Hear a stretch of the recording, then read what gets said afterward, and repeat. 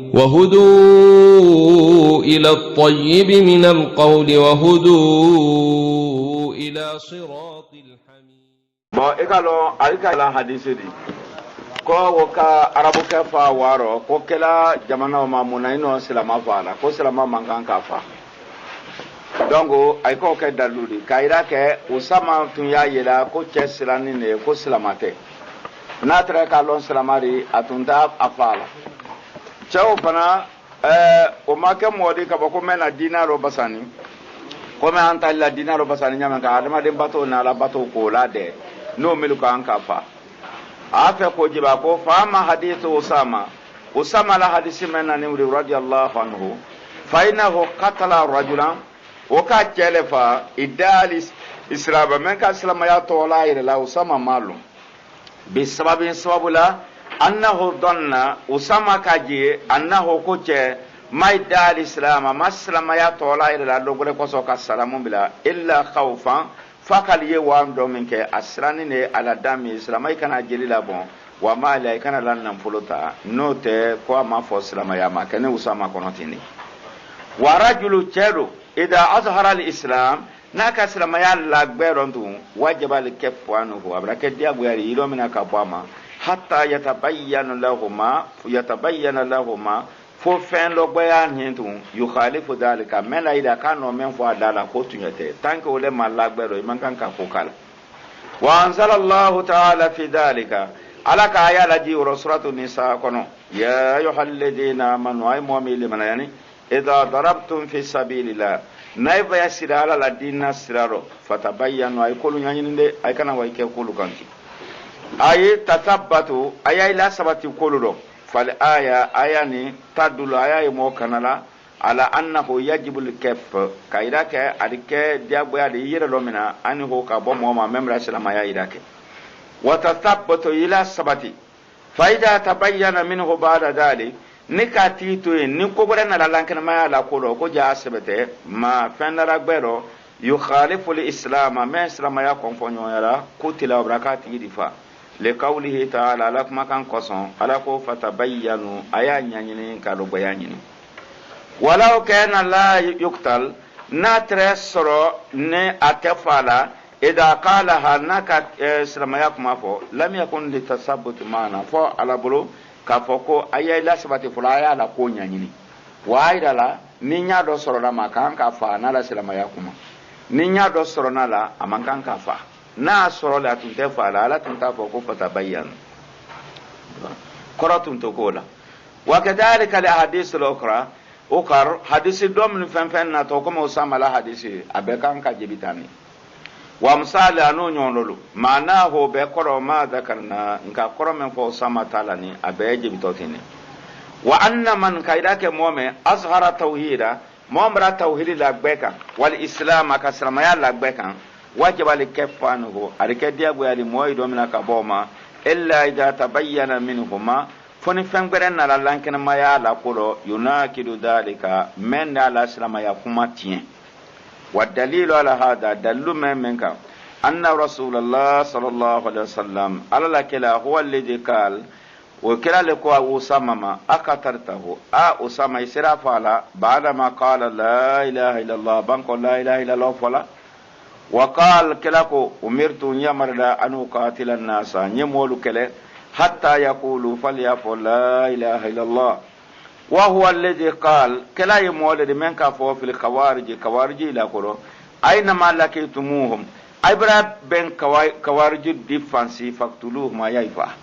جاكا أيلا كنتي ولي من كرا أفنكو سنترا يمما كومي مسو سيفنان ياما kela boto hunaini kela fengero taradia joarana analilo kela mai ka jaman ko kela teleninta ati kela ko bodi ke mi jurusuma hada ni juriyaro ko modo ina to bola mi ko to dinati yamrukuna min ad-din muruka sahmi fi aramia kela kumara mauluna de atunna jamaro oluna ma alila kelefe afani warayi ayira chemeno kela darote ale chele ya rasu kila ka fo ko ay boto kawarjulu boto nalu bora ibrahim fam fa kay fa kawarjulu sunna isalla kawarju samu me kono kawarju telebila nate sunna do ma bebe na ila batuma ay nyon qur'ana karana ta ay nyon sallate bebe no ma atanu nafa muna ye fala se tawhid talla donc kela ko la ko alayhi salatu wasalam kaybra baydi fanfa ko ayalu fa kera ire ko la yin adrakitum nay tele kan ne kenesro la qtalannahum wallahi nalu fa qatla adin adi kayfa na la buru nyamen ka kalu bambalu fati woron fole ma kawni min kala kawarji ke kan min akthar nas ibada bebe na makaila batosiyama wa tahlila ila la ilaha illa allah fokasiya wa tasbiha ila subhana rabbanki fokasiya hatta anna sahaba hal bole sahaba mi kenena yahkiruna wiye jola anfusa mayira la batoro indahum kawarji dapo sahaba ina ila bato wiye jola ila batoro anile brasi era foko janne ma fosike ale sito salilila wa ta'allamu al-ilma kawariji don ka ila karankele min as-sahaba sahaba bulu ma falam tanfa'uhum ma nafa lam falam tanfa'uhum la ilaha illa allah la ilaha illa allah ma nafa wala kasratul ibara ila batu siyama ma nafa wala id'a al-islam islamaya tola aluyirala ka foko islamale aludi uframa alun nafa طيب لما ظهر منهم مخالفه الشريعه sariya konfonyo ya olankele ya menkene albulo okoso aida fen sima inafa wakadhalika yati ma dhakarnahu an kam menfo min kital al yahud kabo yawdialu kelero wa kital sahaba ani sahaba yuli ko keleke radiyallahu anhu bani hanifa musailamatul kadhab la molu kele ulbulo wakadhalika yati arada sallallahu alayhi wa sallam kala kalanyini an yakzuwa bani mustalq bani mustalko jiddani madina te kala kala nyinin ka wato wulu kelela lama akbarahu rajulun chado ka kala la lon min ke minhum ka boban mustalko do annahum manaw zaka qay bani jahadila oro surat hujurat oro apani ya ayyuhalladhina amanu in ja'akum fasiqun binabayin fatabayyan meluna ni bani mustalko nani kalu la do islam ya kabanka bama qalu wa ta'ala irison jabe la dela ko kala mobila ko abi donc benganin wati mema menna woni jale sirani silaka aleki kosi ale wara ko bi ba jadi la jama shashi dia don mi banani ubra kono do fili uga ila jalu ta tumarano ko do loke alala ulunna to paina to kala madali dia madina ale ka wu jamana to ye kubra kele chekana tradike fitina bali donc alu jara kida me kala wulendra kawta kala la munna ba kay bi ba jadi la mala le ka ka mo ke tunyali o jaibra doke ka dotu ikan ka kele afa ko le fo atrafa ka ban mustalak kele lama akbarahu rajul minhum chado ka ila lon kila la lon men ke aido annahum ko ban mustalak molu mana uzaka ka ibri ba jadila hatta anzalallah fala wara la jirin ka problem lo ya ayyuhalladhina amanu in ja'akum fasiqun mo fenfe na dina la no na la bi na ba kibaru ya susuri fatabayana ya nyanyini ko sibe polo wa kana rajulu chamanna ni kuma fola o kera ke diban wiya fola le trada no wiya le la mo ila somake wa kullu hada ni be yadulu be mo kanala ala anna murada nabi sallallahu alaihi wasallam fil ahadith hadisi min aton kusuro ko kala la nyini ko allati yahtaju biha filan kafolu kay dalu ke meni ma dhakarnahu anna fasal min falati kala la nyini polin wala musubhat ukra hakli la nyami problem ngere yal bulo ko ke molu kan wa hiya ma dhakara nabi sallallahu alaihi wasallam kala ka menfo anna an-nasa ko molu yawm al-qiyamah qiyamalu yastaqituna bi adam ko moy woti dama kasila min ba dama yi ka fo alanye ko a molu balu sinkundo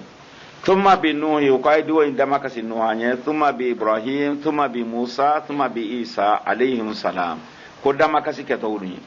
فكل موكلين كلين بي يعتذر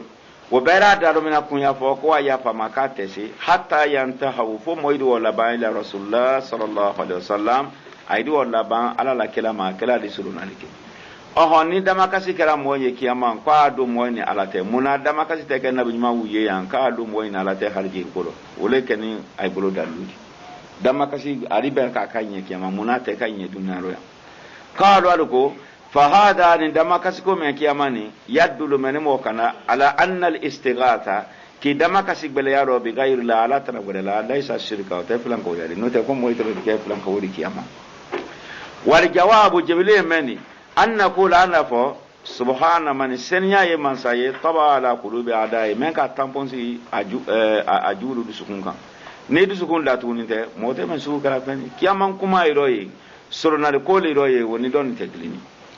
final istighatha kay dama kasigbele yaro bil makhluq damfana fi ma fano yakdiru ali adi semena la nunkiruha ansuna mo ma mba madi woro natire do ko nyagbaninde no ka maluboro ye koma kola kunu awala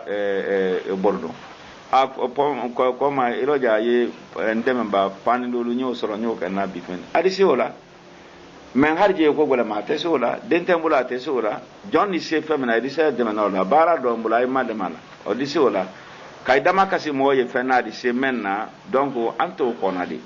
kama qala ta'ala ala ilakapo fi qissati Musa la kisaro fastaghathahu alladhi ko mo ki dama kasaye kana de maju kelela min shiati me Musa la burgudi alladhi mu'ma min aduhi me yajuli ora ale ka ya te sabila aka Musa wole kana de me ora abaka ye Musa ri shewolela wa kama yastaghithu al-insan kuma moya dama kasila bi ashabi adinyola fil harbi kelero nile ka ye julu brasiya yima ida fako alina ina kana mademe aw ghayri ube mo bare fi asya irisi makka silam woni ko dodo yakdiru alaiha bil makhluq damfa ni semena wa nahnu anu ankarna anka konke istighathat al ibara bato dama kasili harje nyinenu nin unyonolu anka wule kon wule tebe ka kadama denye allati yafaluna ha filan kabu ye wala dama kasi men kala inda kuburul awliya wal yulu kabru yorola ki dama kasi aw fi ghaibatihim o me alni waliju nyategbero ki dama kasanya ka aketi fi asya kodollo allati la yaqdiru alaiha motese ko nyina bola ila Allah falakili idha thabata dalika no sabatida fa istighasatum adama de luke ko dama kasi bil anbiya nabi maluye yawmal qiyamah lolun yuriduna minhu mo ya nyinina nabi malu fayne an yadullah ka ya la madalaluye an yuhasiba nasa adiyo ka mol kontembo hatta yastarha ahlul janna arjina kamiliya do saudi do fonyo min karbil mawqifu ka bo kiyaman sin kuno loli hamin belema wa hada jaizu warisekala fi dunya kono alfo man sakay momi bulo kasola iroja yalu kiti ni men sontaro sawra ire soro woni nye arje ni na fa teklini ni ni be fi dunya wala akhirah dunya ni kiyama wa kadhalika aribe an tatiya irisenala inda rajul salih mo beredo ila rimena dinala hatta yujalisaka irina kana wonni sinyo ya yisi adafe wa yasma kalamaka ana kanila kuma lame taqulu lahu mo bere obrana idafe idafanye udullah hali mfa yedu wa kenye kama kana ashabu rasulillah sallallahu alaihi wasallam kuma kila la sahabalu kantre yasaluna wa itre kila manyini la dalika fi hayati kila la jinama ya wati mo samantre selafe ko kila yedu wa kenye wa ma baada mauti kila la sayakosa fa hasha ala ma senyala ka bawma sahaba din kilima idama kasala ko wa kala ma kafu annahum salu dalika ay mawa ka wa kila idama kasikilanye inda kabri ya kabru yorola bal ankara salafu anna dina nyemolu ka kon ala mani moma kasada dua momo ni wara madina e wara dua o kre kila kabru yorola aluka foko filan ko yali inda kabri fa kayfa bi du'aihi nafsi nika kila ire dali orolu dongo o tebe wala hum subha ukra hangilla nyami ngore yal bulu fana meno teklini nimbe mune ilala anka karanke fisi ani bidaya mo mi nyona no ko sa nya fola anta bidaya mo lu kele no maya fisi wala karama janka dalu fen do ni do mi buloni mi bramen loya sa se do fanga braboni sa abrabo jidala se do no ka ke burila se do ba jidala se do no ma ni galon tibe ni tuntu profite jiro na kara burila se do ni ma nya kan rile de bidaya mo karani lu wo kele bo mbale mi yemen dalu kala may brabo muslimu ko no ka hadisi ta yoro do ko robbe ko ka dalu e bra fo ki mala ay do kanga yi bayna to fengbre le di koni meni don si teklini ay ko hiya qissat ibrahim wala ibrahim na kisadi ko ibrahim alayhi salam tala damen keni ko ibrahim na fili taro ibrahim ka dama kasi ko alaka jibril bila kana do unitate oni jibril do na ibrahim ni kote munana bima to ite do mo ni kote ibrahim bolo dendi alo yi lama wole ke ala fili men kera fi nar taro itada lahu jibril jibril wara silate anyani tate fil hawa fonyoro faqala lahu jibril qama alaka hajja makasili bulo ka fonye kana setaro faqala ibrahim ko amma ilayka fala makoti le talatin tenda makasile lenyi nda makasila ala lenyi kuna tere ka fo jibril katun te selataro faqalu filankawluko falaw kanat al-istighatha nasro dama kasi nabi mala shirka ko filankaw yale lam yurdaha ala ibrahim jibril tun tanya ida ka ibrahim na ka dama kasaye ka ya bobludo fal jawabu ni jabi meni an hada min jinsi subhatil ula aliye hakilla nyamin kuma koromidu kan usuli koti fa inna jibrila arada alayhi akai kan kelanye an yanfahu ka kela nafa bi amrin kola yakdiru alayhi hadise komena kada samina na woto kasula ne se donani kasote ne loni ote jumandi kala kan fana anya rogwe foro na kisa sahale na sahalente kunne ba kisati la kullu di tafsir kon asalen ba o mi asalente folo akake kuro adisemen fa innahu kama qala Allah fi alaka fo jibril mankutundo sadidul quwa kuffan kabatilari on ibrahim tararo kala filito taro fanka ala ka ibrahim ta ko lawo famre fanka ala tani du golo yoro mu mara be che kwa abeke yoro gre kuro ala ko fanka mali ni fanka man na toro inna to taro ni se ta chela ka boy ni se le fengela o sero ko lewri woni makasidi do te gelini ala ko ma ko sadidul quwa falaw adina lahu ni diyotun karanya ibrahim bolo an ya kuda nara ibrahim ka ibrahim na tamu meta ka boye wa mahawla ni du fen ala minino wa yurkiha ata ko ala fil masriki ha korono jibril lisa du bolo beta la ko ala fil tayib awul makribi umi awa ala fil tilbiro la fala doke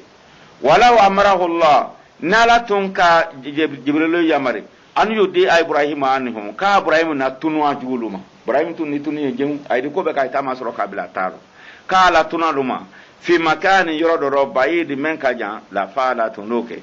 wala wa marahu hannatun ka yamari an yarfahu ka ibrahim ta ila sama ko adi sanlo la fala duke fankatili wa hada ninyono le ka rajulin kummenche gani setile lahu malun kathir nan fulusiyamabulu yara rajulan wala ka chedo ye motajan hitajula fayorada alayhi anya idala kome bigbele ma an yukrida honti dondo aw yahibahu shay'a aw bi fenindi magbansan yakri bi hajjata adisa ma ko nyina bola mena